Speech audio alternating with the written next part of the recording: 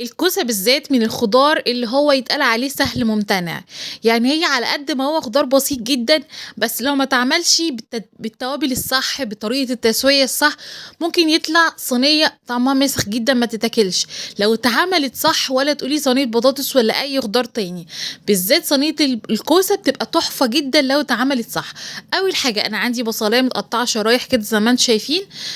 رقيقة، وفصين توم اللي ما بيحطش توم قبل كده دي حاجة بتنقّص جدًا من صينية الكوسة، لازم تحطي توم، فصين توم ومعاكِ ملح وفلفل أسمر، ولازم تفركيهم كويس جدًا الأول كده مع لوحدهم ومع الكوسة، دي اللي بتطلّع النكهة، بتخلّي النكهة قوية جدًا، فبتخلّي الكوسة يعني بتودّي صينية الكوسة في حتة تانية خالص، فالخطوة دي مهمة، شايفين بسيطة قد إيه؟ ما فيش خالص،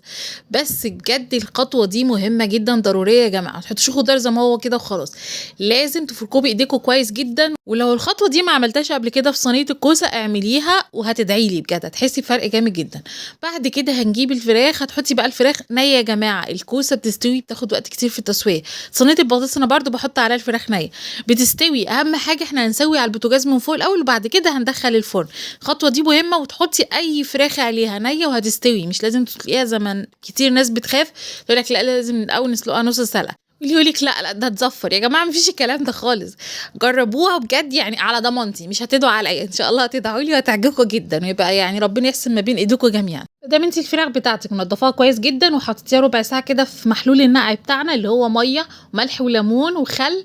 ومعلقة سُكّر، سيبيه بس ربع ساعة في المحلول ده ولا أي زفارة، انسي الزفارة تمامًا. بعد كده بقى زوّدنا المَيّة والزيت والسمنة، زيت مع سمنة ميكس حلو جدًا، معلقتين زيت على معلقة سمنة كده، وعلى البوتاجاز من فوق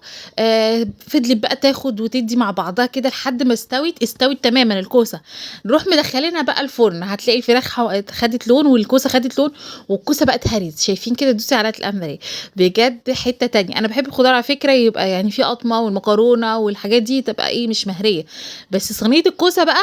باهريها، صينية الكوسة حلوة جدًا وهي مهرية. فبُصّوا جرّبوها، جرّبوها إن شاء الله هتعجبكم أوي.